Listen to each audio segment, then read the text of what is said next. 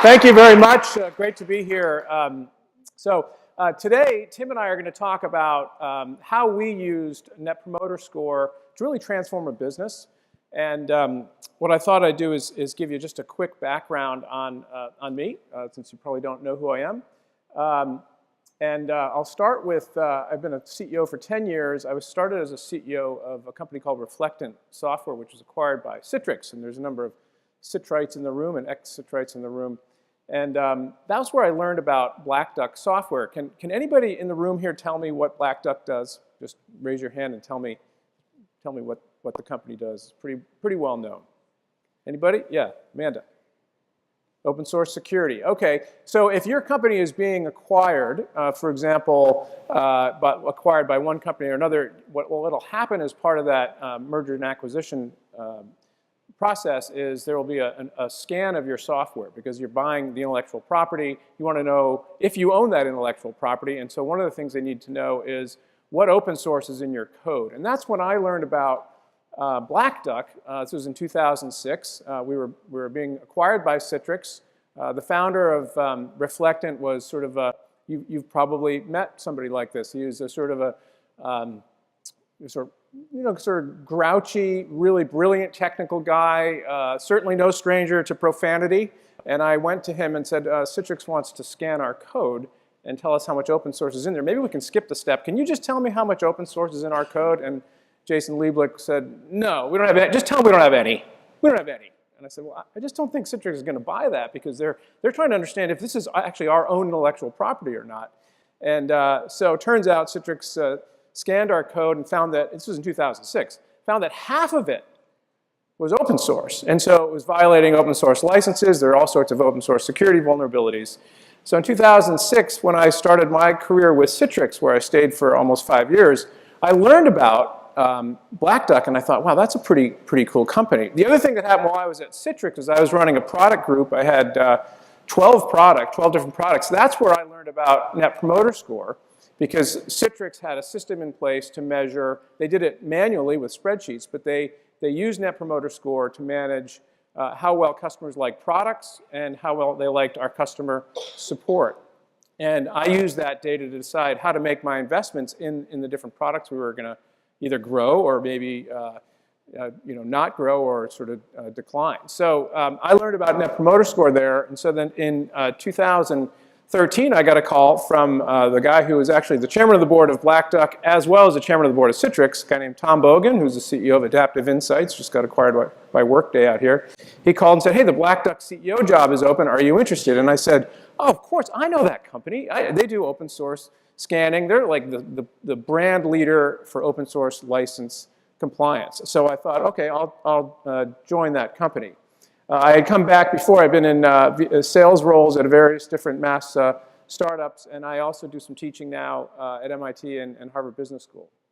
But what I thought I'd do is share with you the story of how we used basically Net Promoter Score and specifically CustomerGauge to help transform our business. So I've talked to you a little bit about what BlackDuck is. It was founded in 2004.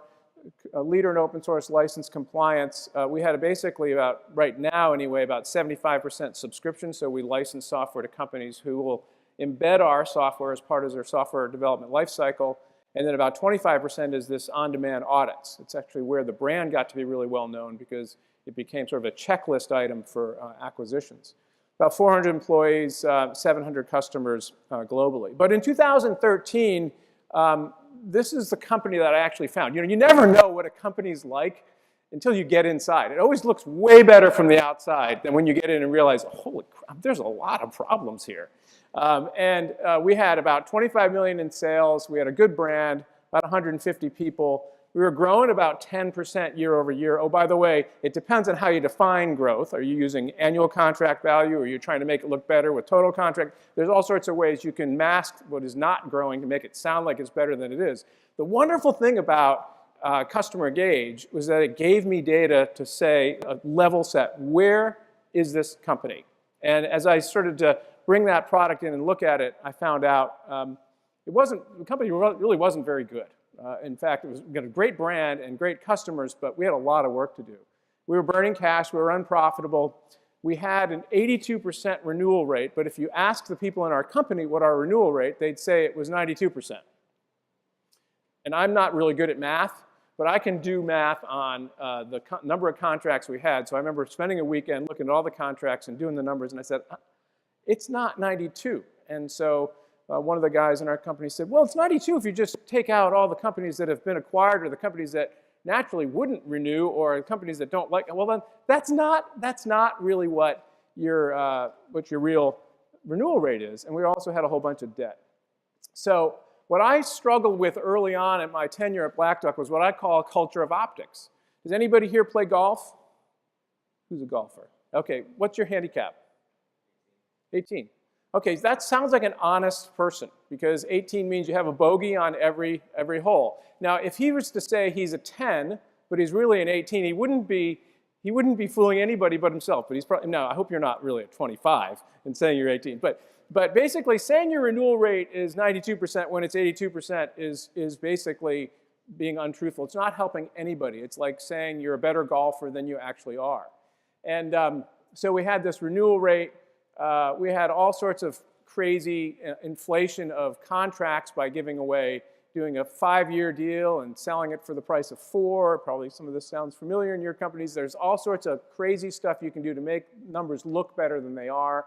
Oh yeah, we had Fridays off in the summer. That didn't go over well. I was not a popular guy when I took that away.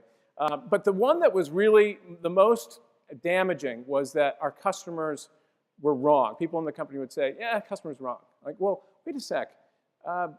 They're paying our bills. They're paying your salary. So what we did was we brought in CustomerGauge, and we refocused the culture around customer success, exactly what Adam was talking about, this whole churn nation idea. We brought it in and did a level set, and our first score, when we did it for all of our customers, was -17, which is really bad, right? This is really, really bad. I mean, it's awful. And I reported this to our board, and they're like, oh, this can't be. And I pulled up CustomerGauge. You can use it. It's really easy to use. Pulled it up, showed them it. I went through customers. I went through all that. You know, there were still some very good scores, but as you put it all together, it was -17. So what we started to do to sort of attack this culture of optics was to put the bad scores up in the company. So we walked into the cafeteria, you'd see these scores plus the comments from the customers would be like, your product's awful. It's an obstacle course. I have to use it because my boss made me. So all these bad things, and I had people saying, why are you putting those up? And I said, well, if we don't fix these things, we're not going to have a company, or we're going to just keep acting like it's better than it is. So CustomerGauge really helped me change the culture. And then what we also did, and again, I was very, very unpopular for this, we tied part of our 10% of our annual bonus to improving the Net Promoter Score from -17. Our first goal was to get it to, I think it was 13, and we got it to 0, which was better than -17, but we didn't pay the bonus. And I think that was really when people said to me, no, you're going to pay the bonus, aren't you? I mean, we missed, but we're going to pay the bonus, because everyone usually gets 100% of their bonus. And I said, no, we're not paying the bonus. We haven't fixed this problem. So CustomerGauge was really helpful to me in transforming this culture of optics, this culture of the customer is wrong or the customer is difficult. And we had great success with that. And then what we also did, to Adam's point, was we really wanted to focus on kind of creating a new culture around basically having a fun culture and with a real accountable performance-based culture. And so what I'd like to do is invite Tim Kenney to come on up. And Tim, what we did was Tim had been at the company for 7 or 8 years before I was there, and he'd been in marketing, and he's technical, but he's also a really good outbound marketing person. He knows how to position things. And I said, I think we really need somebody focused on culture in our company. So he became our vice president of culture at the senior staff. So different from HR, he ran culture and helped us really move from this, what I call the fixed mindset, to a growth mindset of looking at our problems as opportunities to solve. So if you have a -17 Net Promoter Score, is that a problem? Are you going to complain to the board? Or are you going to say, no, we're going to fix this, and we're going to use products and services like CustomerGauge to do that? So Tim, why don't you spend a few moments talking about what happened when you came in and saw this this culture? Well, as from the previous slide, I just gave everybody waffles and it was fine. No, we did a little more. As Lou said, I'd been there a while, so he's my third CEO for BlackDuck. So I had some institutional knowledge, and I've been there a while, which also helped with the process. But as you can see, I mean, even talking to people before this started, culture is a fascinating topic. The idea of understanding and knowing your culture, we had some great conversations about that, is absolutely key. It's kind of built into our DNA. In fact, Lou and I, we like to know what's going on. That's what kind of NPS is about. And we even got here early this morning and walked around the building. Oh, what a venue! Yeah, and it was a great venue. But it's about finding what you have, what assets you do and don't have. And we noticed walking around that maybe there was something missing. Yeah, what was missing from the computer science? There's all sorts of great inventions and wonderful technical people that have built their products. What was missing, Tim?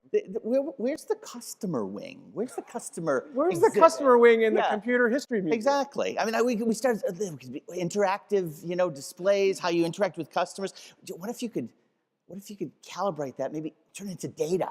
Wouldn't that be cool? Yeah. Some kind of customer thing, but the customers actually like your product. Exactly. Or if they don't, can you fix that? Exactly. Maybe we can work on that and have an exhibit out here for maybe sponsored by CustomerGauge. But it is about knowing and working with the teams. And what I did was come in and do assessments of trying to figure out what I needed to do. And I can tell you that we just believed that every company in the world says their employees, their people are their most important asset. And then they go back to their day jobs. This was my day job. This was something different. But I also sat on the management team, which means I had to, sitting on his management team, means it wasn't just going to be the soft stuff. I couldn't, I mean, there were things that you can do, but it wasn't like, oh, we're having a good time or we're not. And metrics, figuring this stuff out, really figuring out what we needed to do. Because my job was not to come in and impose culture. My job was to come in and find out what the culture was as we changed, as we turned over staff. We came in, a lot of people self-selected out, we were changing things, said new CEO comes in, we're trying to evaluate stuff. And so we worked a lot with that. My background just comes, I put this up just because it's not specific. Culture is everywhere in every business, whether I was working and did some consulting with Raytheon. It's 80,000 employees. It was a project called Raytheon One, just trying to pull all those companies together, or the different companies I've been doing. And I also have my lecturing and teaching at Bentley and UMass, all in this kind of idea of communications. I'm kind of an intern. I'm a brand guy, but I really believe in a very holistic view of that. Internal, external, there's no difference. There's a fusion in that. If your people aren't seeing and feeling the same things as your customers are feeling in terms of a customer or employee experience, then something's disjointed. And we thought, we need to unify this. We need to make this work. So watching as, Lou, again, I'd moved from marketing and I took over this role, watching the use of the NPS score, it just seemed absolutely logical to me that we needed to bring this in-house and also do eNPS. I mean, it was there, it was in front of us, and we needed to do it. And I can tell you that we needed to know, and it's a phrase that Lou sometimes mentioned, we needed one version of the truth. Spent a lot of time figuring out, again, coming from this older kind of, regime that we had, was trying to figure out what was the truth. We needed one version of it. I needed to understand what the culture was, and good or bad, because it was about self-selecting out kind of thing. So if you... Yeah, so I mean, to your point on culture, I mean, in the Valley, I think it's probably more prevalent than anywhere. When I think of the companies I've been at, the ones that I've stayed at the longest, it's because of the culture. I mean, you're going to make, you're going to get a salary, you're going to get a bonus, you're going to get your stock options, hopefully you're working on fun, cool, different things. But ultimately, I mean, one of the reasons I stayed at Citrix, I needed to stay 2 per contract. I stayed 5, so I liked the culture. It was a really cool, fun culture, great CEO. And so we started thinking, how about if we're having trouble recruiting and retaining people, why don't we really focus in on this culture? Tim was covered on NPR about this role, the role and what you did. Just the very existence of the VP of Culture was self-fulfilling. It was an interesting thing because we decided to do it. We weren't sure a title either. We kind of worked into it, but there were definitely things that I could concentrate on. But we went and said, we're going to do this full. VP of Culture, which means I'm not the VP of anything else.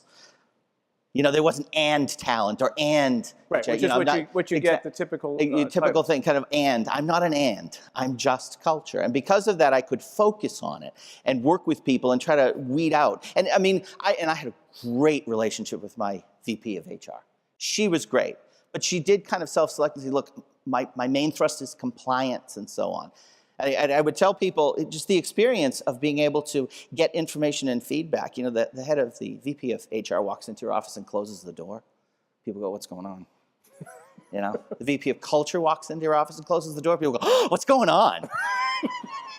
And as silly as that is, incredible power in getting, I'm not very threatening, people could talk to me about that. And we were able to cook this into the point where I was basically running facilities and the physical experience, the mental experience. And I'm also on the management team making sure that what we were doing was enhanced by what we were trying to do as a company, not just making people happy. So practically on a weekly basis as a senior team got together and we heard about the sales forecast, where we were on the product, where we were on renewal rates, where we were on marketing, lead generation, HR.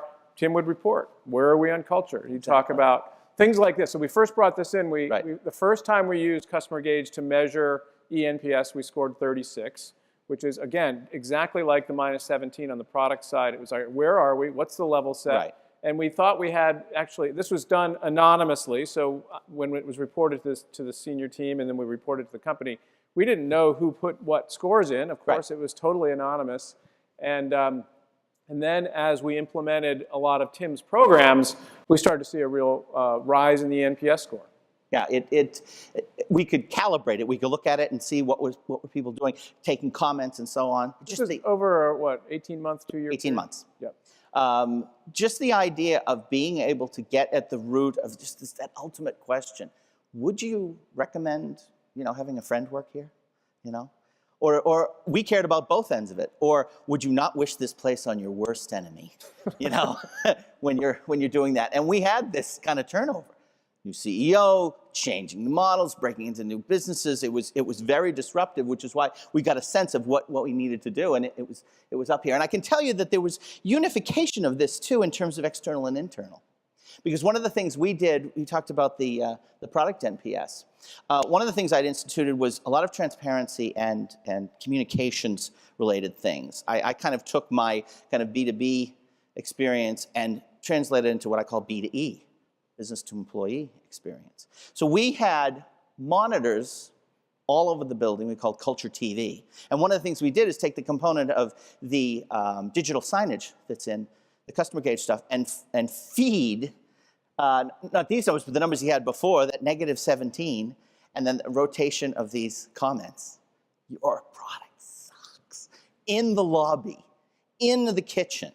Because it's one thing to have look at this stuff in meetings. It's another to be eating your lunch and going, oh, okay, wow. Engineers, salespeople, actually did. I actually called it biofeedback for the company itself. And people responded to it. And there was a certain thing like, wow, we must really want to fix that because they're putting it out here. And there's a sense of integrity that we brought to it because we were just sharing it with everyone. And not all the executives, I think he may have lost a few, who didn't want it up there on the wall. It was tricky. Oh, can we take that down? We got a customer coming in, kind of thing. But we really wanted to keep that out there. But it was self-fulfilling, going back to people and seeing it. It was part of the cultural aspect. So it wasn't just something we were in a room talking about. It was something we lived and people could see. And then we did the same with this. Regular meetings, talking about these scores. Hey, guys, these are the scores. These are some of the people. When we're going to do stuff with this. And also very honest about, and you know what? And this, we're not going to change. We're not going to change that. Not just all smiles, yeah, we're going to fix the good stuff, but this particular thing that people are kind of struggling with, we need to do that because of this. I spent a lot of time talking to people and coaching about what things, I could be in the management team meeting, and again, this is one of the advantages of being at that level, be able to look at the head of sales, the head of engineering, and go, wow, that's a colossally stupid idea for culture. But it's a good idea for the business. So how do we make that work? How do we talk to people about it?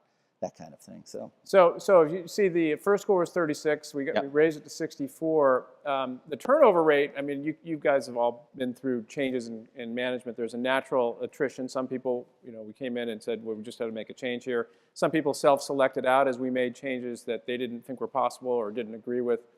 And then over time, we started to really build momentum around people coming in and just really enjoying this. You saw it on Glassdoor ratings. But I could use this data and pull it up at a board meeting. And it was really helpful for me to have the data. And so if somebody had said something to a board member and they brought a question about what's going on with your employees, you could say, well, here's the data. It's based on the survey results. It's based on these questions. And it really helped me, again, just sort of have a complete culture of transparency. Then we shared these numbers with employees at our company meetings. Right.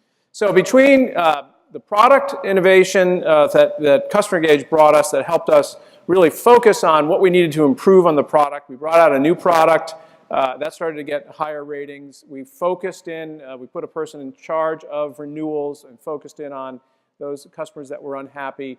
And we started to really see some aspects of this turnaround. We repositioned around open source from license compliance to security. That was oftentimes a cultural issue that Tim helped me with. We launched a new product. We moved our software development, product style from sort of classic waterfall to real agile. And then we changed a couple of big things. One is we introduced a high velocity sales model, which we could now do with our new product that started to give us upwards of 30 to 40% of each quarter's business. It was basically super predictable and through basically the math equation of marketing and sales integration. That was great. We created a group called Sales Enablement that just focused and was embedded on our sales team, often interacting with Tim and culture to make sure our salespeople were trained and properly aware of what the competitors were doing, how to tell our value proposition. We really used culture to build in career advancement. We said, come on in and you're going to do well here. If you do well, you're going to grow and get promoted, which was terrific. And we like to talk about it as a farm system. So instead of going out and just hiring a lot of people out on the open market, which as you know is super expensive and you have to pay recruiters, we would develop our own farm system. I think of it as like the Oakland A's. They never have the same money as the Red Sox or the Yankees, but they're going to be in the playoffs this year. Why? Because they have a great farm system. They know how to develop talent. So we focused on that, and Tim was a big part of helping us with that. Yeah, we did. We had the other component here is a healthy dose of creativity. There was something we wanted to show people, to promote innovation, to do crazy things like having, we would have monthly events and so on. Craziest one we ever had was after he told me his favorite movie was Monty Python and the Holy Grail. So we had a Monty Python and the Holy Grail party, just out of the blue, people with coconuts running, if those who know the movie, with the crown. I was Tim the Enchanter.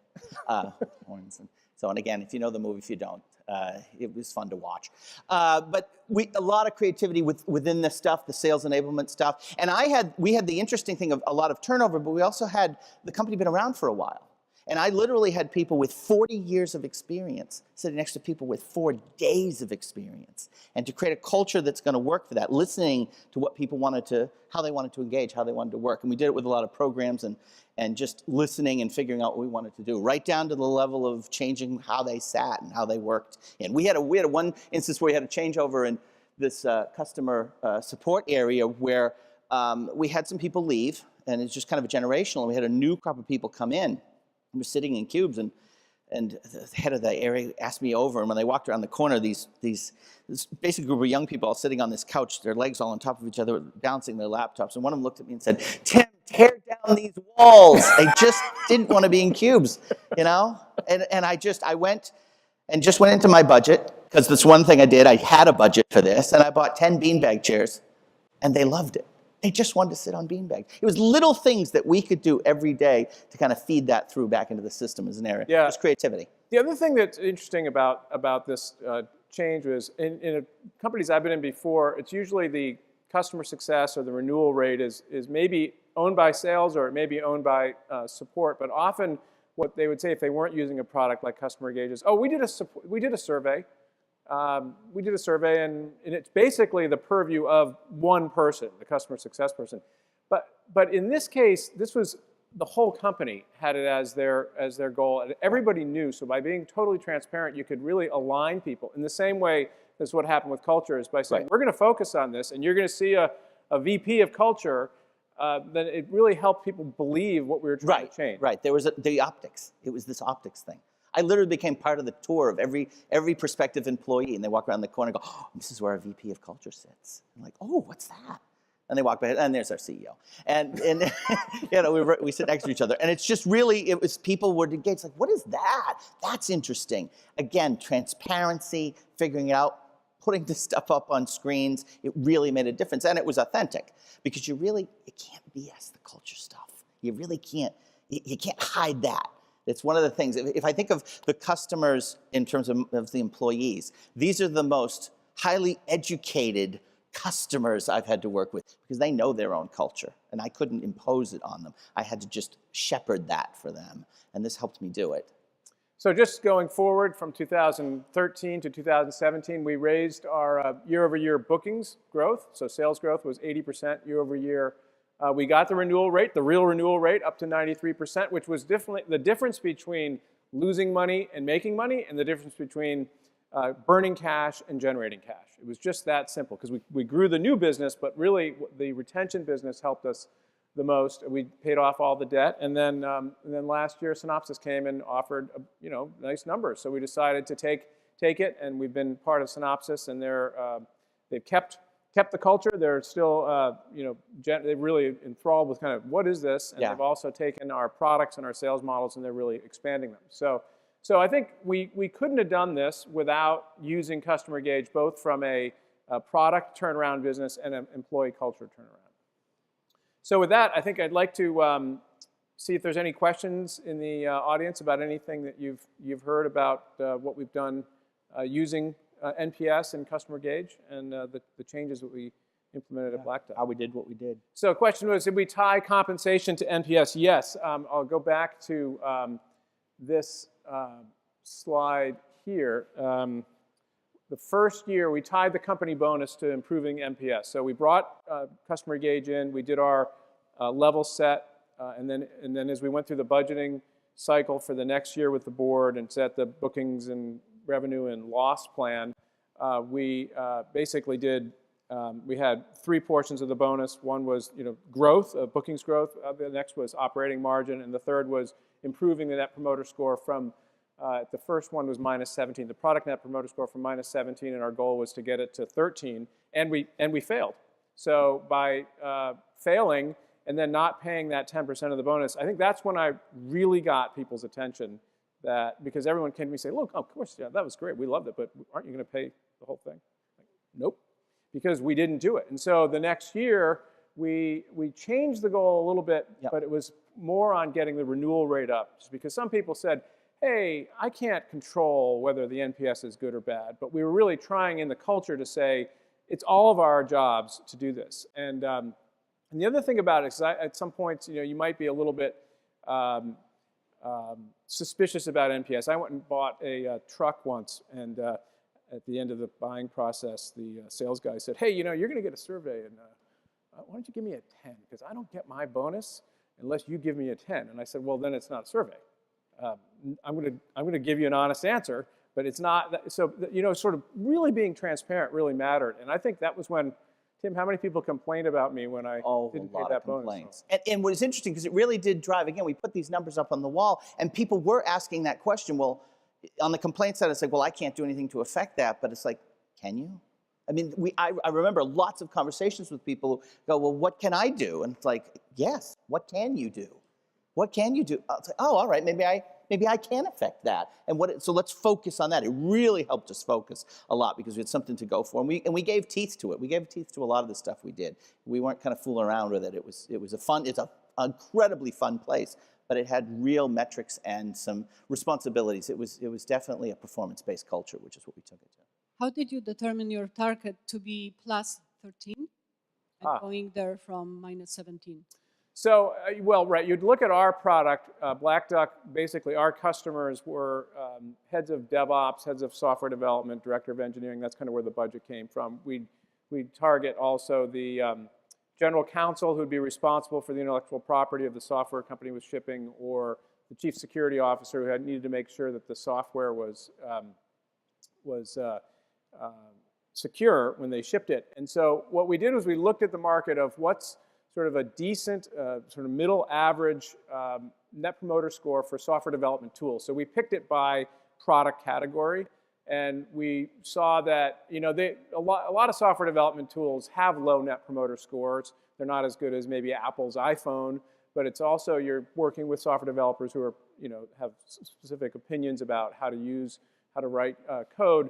So we picked 13 because I think the measure, sort of the average was something like 30, but I thought if I could get it from a negative number to a positive, just to positive, even though we were doing pretty well as a company, the way I would just explain it to the employees was, look, think about how much better we can be, how much better our financial profile will be if we just raise the Net Promoter Score when we're actually a pretty decent company, even with a bad one. So that's how we did it. Does that answer the question? Yes, thank you very much. Yep. Prior to that decision? Yeah, so the relationship I had with, first of all, with NPS was basically a survey tool where you would use the methodology for NPS, but just put it in an Excel spreadsheet and bring in a consultant. And so what had happened with BlackDuck, that had happened with Citrix, but I didn't have a tool I could use to sort of pull it up on my own, in my web browser to see each day. There's actually a bunch of different things here. So I went through a proof of concept with CustomerGauge, and what I wanted to do is to sort of prove to our customer success team and our employees that I was serious about it. I said, whenever I get anything less than a 6 from a customer, route it to me and I'll call that customer. So we got a 0 one day it's actually from Amazon, a very, very important customer, one of our bigger customers. And I called the guy who gave us a 0 and said, hey, I'm the CEO of BlackDuck. I saw you gave us a 0. Can I help? And it was what we learned from that, and this was just in the proof of concept before we sort of deployed it, was you get different scores from different parts of the organization. So someone actually using the product had a different score than sort of a mid-level manager or sort of the person at the top of the organization who chose it. Because what we learned about BlackDuck was it solves such an important business problem. Think of it as insurance, because you know you're protected and that you're shipping product that isn't going to violate any GPL licenses or have a sort of a sleeper cell in it like Equifax did. When Equifax got hit with the CEO was fired and big changes in the company. So what we found is that we learned over the time that who you survey really matters and what types of scores you get. So what we then is further use CustomerGauge to sort of bracket and measure how well we're doing by each different level in an organization. The user, sort of the mid-level manager, and then the head of the organization. But what I really wanted was an automated, super easy way to see how I'm doing every day, as opposed to wait for the consultant to come in and come back with this report. I wanted to know the data myself. I didn't want to have to rely on a consultant. Oh, just ease of use, super simple to deploy. It was so easy, really, really easy. And then it was easy to deploy, and it was fast, and it could scale to a lot of different customers. And we would look at all of our customers and measure them, sort of globally. And it was easy to deploy for our customer success team as well. Yeah. How do you gauge the key drivers of what's? Yeah, interesting. So what we started to do is we did sort of three things. I was focused at first on product because I really wanted to understand how well our customers liked our product. And we also did an NPS for how they liked our customer support in the process of when you call in with a complaint, how are you measured? And that one was always pretty good. That was actually, we had just had a good customer support team. So customers, even if they weren't happy with the product, tend to like that. But I was sort of focused on the product and on service. I did those, and then we did the employee piece. How did you balance new product development versus acting on feedback for areas of the product that could be improved? Okay, so we had a unique problem, or maybe it isn't unique. Maybe if you've been in a company that's as sort of as old as BlackDuck, 10 years old, started with one architecture, one technology, and then we needed to change the platform to take advantage of cloud computing, hosting, virtualization, microservices, et cetera. So we basically, actually back to your question, is we would measure, in product, we'd measure the legacy product NPS, and we'd measure our new product NPS, and then we'd put those together. But it really helped us because over time we had essentially two engineering teams, one maintaining the existing legacy product, and then we had the new product that we were focusing on, and we started to track both of those together. I would put those together just to have one product NPS score, because it could be confusing to do too many different measurements. But so basically, you think of it as product, service, and employee. For the product, do you any sort of weighting within that, like for larger clients, for smaller clients, or you mentioned those different levels, the decision-making levels versus users, or is it just all the surveys? No, it's a really interesting question you bring up, because at one point we had General Motors, a very, very large client of ours, and we got a very, very low Net Promoter Score from one level of the organization about 3 days before they gave us our biggest order ever. And this is where I started to look at, okay, well, we need to look at these personas a little bit differently in terms of what it means for the health of the account. And so you could have actually a very unhappy product user, but a very happy business user. And so CustomerGauge has the ability within it for you to segment that out and to measure your NPS by different parts of the organization. And that's, I guess, some of the learning I had was I kind of used this tool really, I think, for a company culture change in my first year when I didn't pay that bonus.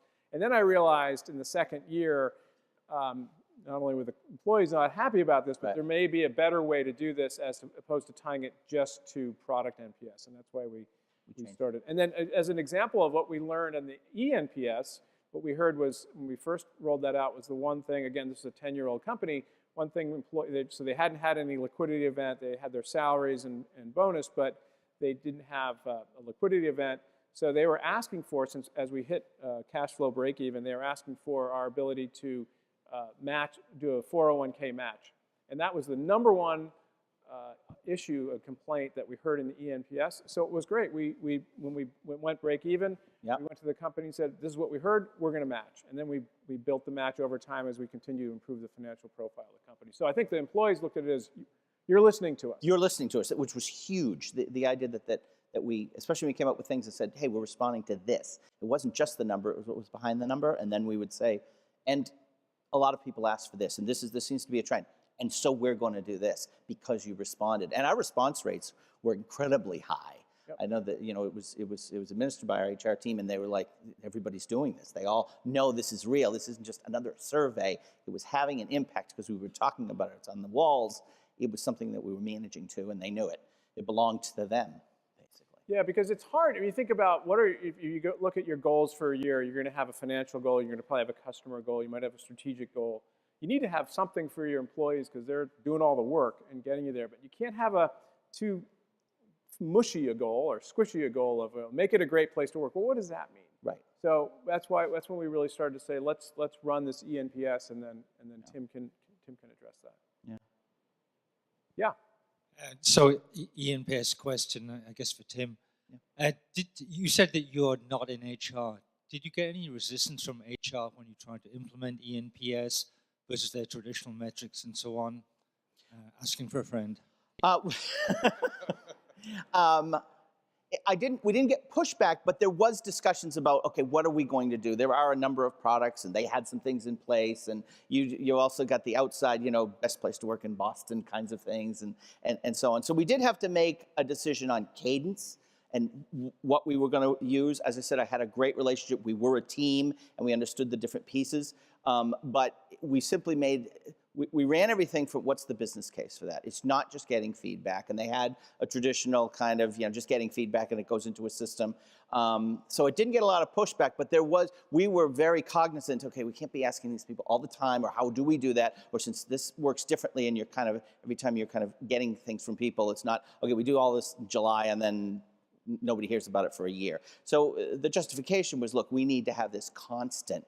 He's saying we're meeting weekly, trying to calibrate things, and so it can't be this once a year thing. So not feedback, not pushback, but definitely, okay, how is this going to affect people? What's the experience? And to be cognizant of that, not just say, okay, look, we're going to do this, and I don't care what you're doing. But we were very close to that. But just understanding what we needed to do. Yeah, and I'd say the other thing that was interesting, and I'm not arguing one way or the other about remote working. Sometimes I think it's great, but we were finding, especially as we were trying to really turn the company around, that we wanted people in the office. And one of the things that happened with what Tim was doing was people would feel like, I got to go to the office. I might miss something. I mean, it's not just Waffle Wednesday, but Tim would do things. What was the time you came around with like a good humor man with the Unannounced, I had the team get one of these beer cart things you have next to the grill, and they filled it with ice cream. I took my iPhone and I got that sound, the music that the ice cream truck makes, and I just put it in the thing. I said, I just want you to walk all the floors, and all they did was walk. And you saw, I don't care how they were, people come. Oh my God, is it ice? Everybody knew what that was, how that worked. It was just this, we called those pop-up culture events. Because I would literally say during orientations, I am not here to make you happy, because that's a terrible job. But I am here to delight you every once in a while, kind of thing, and other things. And that was one of those things. So keeping people, working. And like I said, the other component too for larger companies, we have people in Belfast and Tokyo and London and Vancouver, San Jose. That was just as important, because I'm not sitting there, and I happen to have people and cultural ambassadors. But all of these people were surveyed. We were getting these things. And when I got the sense, my greatest fear in this job was the idea of people flying into the corporate office and saying, oh, you guys get everything, and we live in squalor, kind of thing. I wanted to make sure we were calibrating so that people, even in smaller offices, were, okay, maybe they wouldn't get a whole ice cream truck, but they might get a couple of gallons of ice cream, just to make sure that happens. But we took it as global, all of this feedback. It wasn't just in one operation. And it made people, and he's right, we got to a point, it's a badge of honor. People were like, oh, I don't want to, I'm going to miss something. Is something happening this week, kind of thing? It just gave the place a buzz.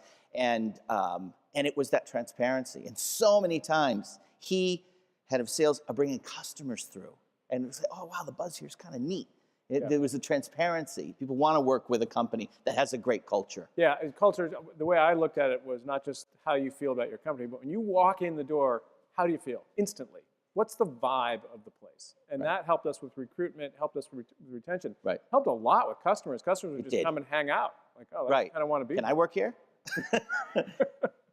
Yeah, so we tried to not over survey. Right. So we did 2 per product per year, and 2 for services per year, and we went to 2 for so that's right. And these were pretty big surveys, so it would take some time to sort of look at them and analyze them. But is that about right, or did we do more than that? I don't think we did any more than that. No, I don't think we did any more than that. No. And then the other thing is, you don't want to. There were things, especially in the ENPS survey, that people would complain about, that we would just say, I hear these complaints, and I'm sorry, right now we're not going to do anything about that. But at least we got it out. Right, we're listening, but you can't do it. It just gave a validity to the stuff we did do and the stuff we wouldn't do, and people understood. Because we really cared about retention, but to be very honest, it had to be the right retention. There were people that we could sense that, if there were certain things we did, and we got employees going, 0 in this place, and we're sitting back going, why are they still here? I mean, that's crazy. And yet there was passion. There's a lot of passion at BlackDuck. So they just wanted things to be better. But there was a lot of self-selection, and we allowed that and said, no, maybe this isn't right for you. That's okay. You're still cool, but maybe that's not right for what we needed to do, especially since we were turning things around.